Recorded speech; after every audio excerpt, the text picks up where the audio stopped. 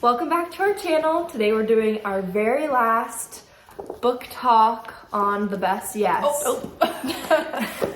It's our third and final one. We don't know when we'll be picking up these little book studies again. Probably towards the end of spring or summer. Yeah. So it'll be a couple of months time right now.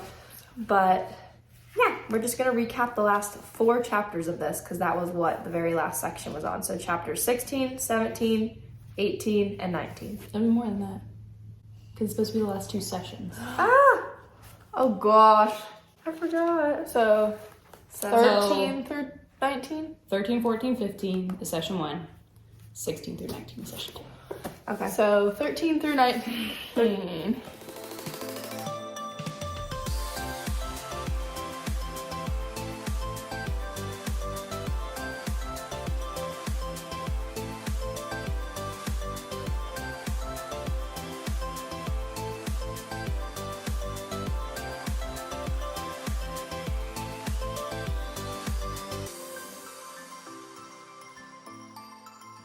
Okay, so let's go the whole way back to 13, which was a long time ago. Yeah, the last one was like set back because of the previous snowstorm. Mm-hmm. So it's been like a long time between these 2. Yeah, and when we're filming this, we're about to get another snowstorm Sessions today in like 2 hours. Hopefully. It's a lot, but All right, 13. but what if I say no and they stop liking me? Basically, I feel like this chapter was about people pleasing. That's what I was gonna say, being a people pleaser. Yeah. It says we are afraid of people not liking us, not admiring us, not being pleased with us, so we spend the best of who we are doing a million things we know we aren't supposed to be doing. I said, yep. Yep. It is impossible to please everyone, and wearing yourself out trying will often make you the unhappiest person in the room. I feel like the gist of this chapter is basically like if somebody pushes back, if you like respectfully say no, then They don't respect you. they don't respect you. They don't respect you. I don't think it's that they don't respect you. It's just that like that should be more clarity that like you don't have to say yes to that person because then it probably was a good thing you said no. Yeah. Because you're not saying yes to the right people or the right things. I feel like it's also that they don't respect you if you like have a set thing and then they're like pushing.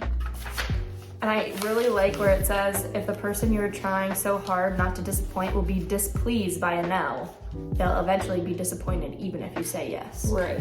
Like no matter what you do, it'll be hard to please them. And it also says that some people won't be pleased no matter what.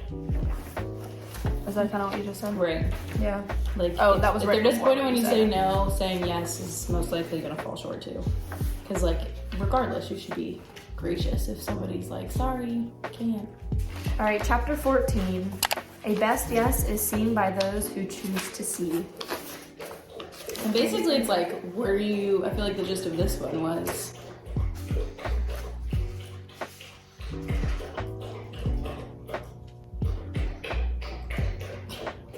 Thirsty girl. basically the gist of this one I feel like was you're not going to feel like anything is a best yes unless you're looking for the good in it. Like once you make a decision, unless you're looking for God in it and unless you're like genuinely trying to push through, it's not gonna, work out for you. Because the people who are happiest aren't necessarily people who say yes to everything or no to everything. It's people who like look for the best in everything. Mm-hmm. Yeah, that's true. Just want to throw that out of that. You'd. We want big directional signs from God. God just wants us to pay attention. Mm-hmm. I got that thing. In the little subsection where it says choosing our best yes, and I feel like we were just talking about this the other day with me, it said saying no isn't an unnecessary rejection, it's actually a necessary protection of our best yes answers. Being present with a heart bent toward love and daring to look at what's been placed right in front of you is honestly the best place to start. So like what are you doing right now? What opportunities are being given to you that are your best yes?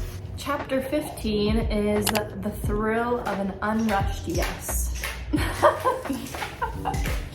What is she trying to get out of there? There's a bone in there. Yeah, she hates to put her head in that. Did she get it? What is that? It's literally the only thing left in there. She's like, I want everything out. Rushing is for amateurs. That's one of the ones. And honestly, when you think about it, like, people who are the most respected and the most like seem to have it together, and the people who like, I don't know, I feel like just seem like leaders are the people who don't seem rushed. Aren't rushing around. The people who aren't like, Yeah. oh my gosh, there's so much on my plate, or like, oh, like, I was up so late. There last may be a night. bunch of stuff on their plate, but they're acting unbothered. like it. Like, Yeah. And I feel like they're able to have peace aside from all of this stuff going on. and it's like that's what you should aim for whenever you're like adding things to your plate, because like I feel like there is, and I could be completely wrong, but I feel like there's even a Bible verse, and I don't know that it's in here or anything, but basically saying like those that toil and rush, and like a lot of times it's for nothing.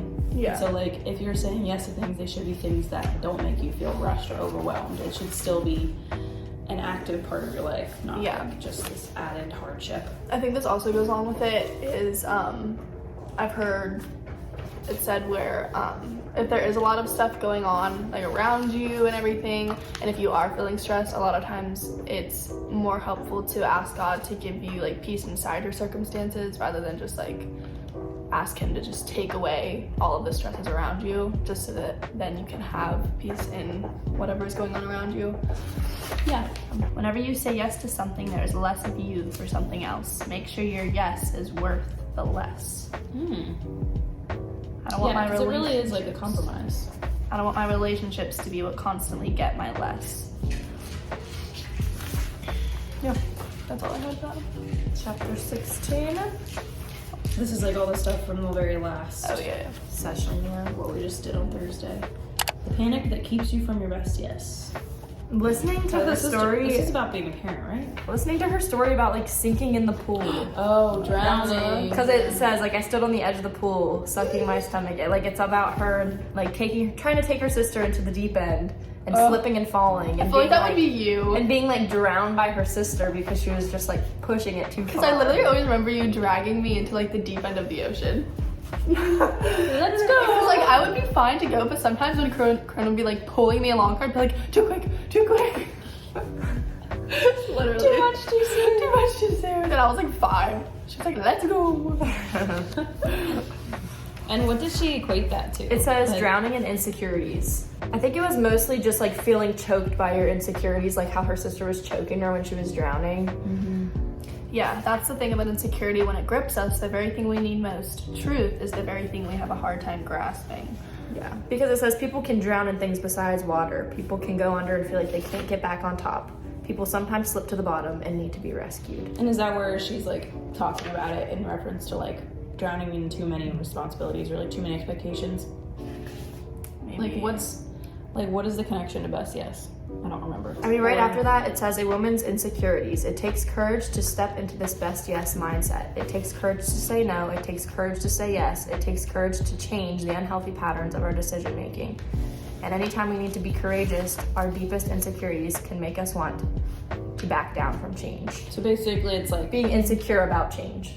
yeah, and just being confident in your decisions. Yeah. Like being confident if you say yes, being confident if you say no, not letting things get in the way of that. Yeah. Okay. And this says, Remember this chapter much. we can't grow when insecurities keep us from the life-giving oxygen of transformational truth. God beckons or invites me to change my mindset from focusing on my insecurities and limitations to his security and limitless potential. So I guess like changing your mindset from like what you can't do to what he can do. Yeah, because this is the chapter she talks about fixed mindsets versus like growth mindsets too. And those are a huge thing with teaching. Like I was really kind of not surprised, but I was like, oh, I know that. Because they teach that a lot. Did you have any classes about that? Like I felt like I mean, I feel like a lot of my classes. it's just like the touch on new it. lingo. And Yeah. like, it's like the new buzzword when it comes to education about like teaching kids not to have a fixed mindset. It's the power of yet.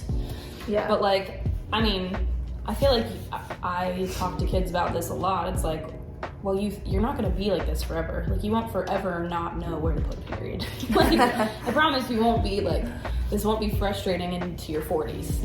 Yeah. But they think that like where they are now is where they're gonna stay. And it's the same thing with us. I just don't think about it for myself as often. Did you guys know almost half of all drownings occur less than 80 inches from safety? I was trying to like visualize what 80 inches though when I was reading that. I was like, that's still kind of far. A foot is 12. Right. So what's 80 So divided 80 by inches 12? is still kind of far. Like you're still out in like the middle of the pool. What's 80 divided by 12? 6 feet. 6. So like So 6 that's and a like half feet from. A little longer than your body length away from like a wall or the beach. That's Come crazy. on. Yeah. It says I can be close to truth but still drowning with my insecurities. Because it's so true. It's like you, especially those of you, and if you don't, I pray that you find it. Like those of you who have like a good community or faith, like you're so close to the truth and so close to the things that keep you away from insecurity, but yet you cling to you let it take you down. You're like, nope, I suck. And then the one section is called cut the butt. Yes, I like that. Because it says she needs to start removing like the but in between her sentences and change it to therefore. Like, I am a child of God, therefore I don't have to be afraid or dismayed. Like, instead of saying but all the time and making it I'm a child of God, but I'm still sad. I'm a Yeah. child of God, but I don't have this. like switching it and being like therefore. Yeah. Growth that's mindset. Growth mindset. Growth mindset. All right. We should be proud. I liked at the end where it says we must let our identity, not our insecurity, be the first thing that walks into every situation we face, every decision we make. Because like if you walked into everything with just like the confidence or the assurance that it would be like, it's gonna be fine. Like whatever it is, it'll be fine. As opposed to like, oh no, what could go wrong? Yeah. It would be so much easier. That's it. Chapter 17, the very best yes. Halt. Yeah. I was just gonna say that's like the best part of this, and I feel like Yeah. And this one was about her daughter like going through a breakup, right? This whole chapter, I feel like, was about wisdom. It was talking about asking God for wisdom, about finding people with wisdom, and making choices with wisdom. Like the very first thing that Camille said about halt, and I feel like this is something that I thought was hilarious, but also like I should use it more often because I don't enough. It's apparently in like like addiction rehabilitation. yeah, it was like AA. They have like this acronym HALT, and they're like, don't make any decisions. I mean, and clearly it can be with drugs and alcohol, but it can be with other things too. When you're hungry, angry, lonely, or tired. Like, how many of us are like hangry, just like snap?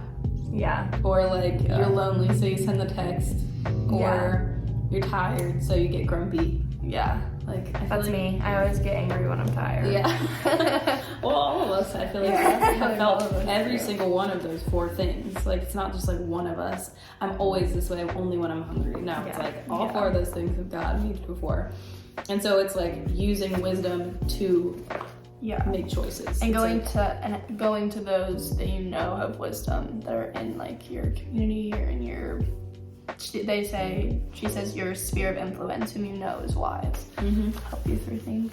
So it could be with like work, so you go to a mentor. It could be with, I don't know, finances. So you go to somebody in your family, or you ask your bank or something like that. But you seek out wisdom before just like jumping into something. And this one, when I'm going through stuff that makes it hard to make good decisions, I want to turn to people who have been through some stuff or have been through the same things that you have been through, that you know have been through, that can give you good advice.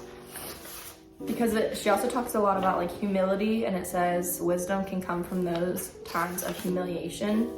So like usually people who have like gone through the same thing as you and have like humility in that area can mentor the best. Yeah, I was talking about, it says, let this hurt work for you, not against you. Like whatever decision you're making, wherever you find yourself. Because again, this whole book is about just making choices about anything.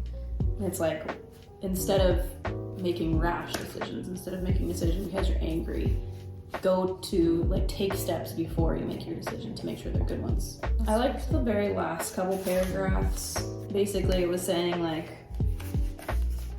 even if you don't feel like anybody else can help you, like you can still turn to the Word, and you can still turn to the Lord for wisdom.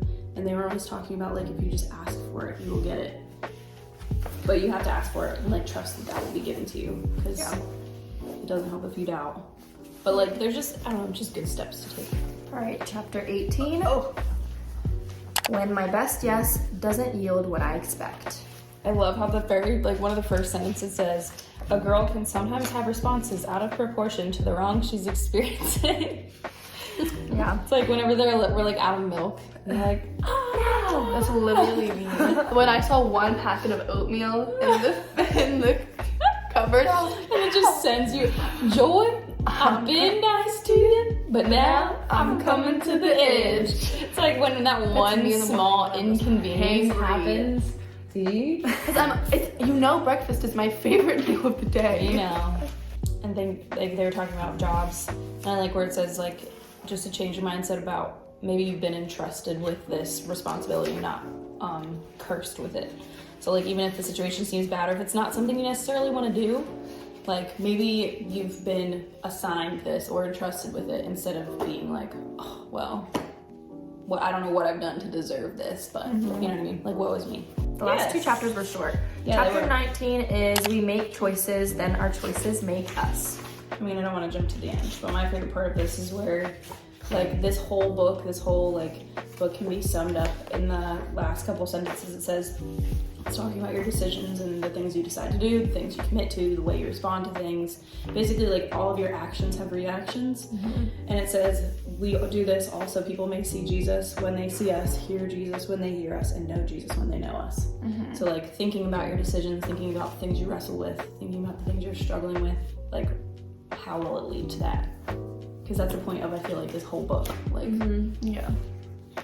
the decisions you make, how can you make people see Jesus, hear Jesus, and know Jesus through what you're doing? I also liked this line. I feel like it kind of sums up like most of the chapters in the book. And I literally wrote this on a sticky note and put it on my window because it has like just bullet points. They're just like a couple from the entire book. And it says, I'm using the power of the small no, mostly, and I'm chasing down my decisions, considering the trade and showing up for practice. I'm searching for the unrushed best yes decisions. And I feel like that's been like all of the things throughout the entire book. Chapters about. Indeed, in God's plan, you and I have a part to play. If we know it and believe it, we'll live it. We'll live our lives making decisions with the best yes as our best filter. We'll be a grand display of God's word lived out. Our undistracted love will make our faith ring true. Our wisdom will help us make decisions that will still be good tomorrow, and we'll live alive and present for all of it. Now let's go and live the best yes life. That was the last paragraph of the book. Because it's like literally how many choices. And I think there was actually a poll, and I forget what the exact number was, about the number of decisions that like teachers make in a day. So like that'll be you, and I feel like that's me. Sometimes it's like you make so many decisions a day, like probably thousands, but from just like what you're gonna eat in the you morning just don't to even like recognize it. the route you take to work, to whether or not you're gonna do your Devo, to whether or not you go on a date. Like there's so many decisions, but like every single one can take you to a different place. Yeah, it's so crazy how just single decisions like change your life. Even just like what you're gonna wear. What's that called? The butterfly effect? Because it's like, Yeah, that sounds right. because like maybe it takes you longer to decide what you want to wear in the morning, and then you hit this clump of traffic or you miss this certain thing. Like, you know what I mean? Yeah. Like, everything. Yeah. All right. Thanks for watching and thanks for following along. If you've watched, like, I guess it's just been 3 videos of this book. But if you've watched all 3 and followed along through all of it, Maybe you read the book? yeah, I don't know. maybe. Or maybe you should go pick it up. Yeah, you should. It's a good one. Okay, guys, make sure to like and subscribe and hit the notification bell. We hope you have a great week. And we'll see you real soon. Bye, guys.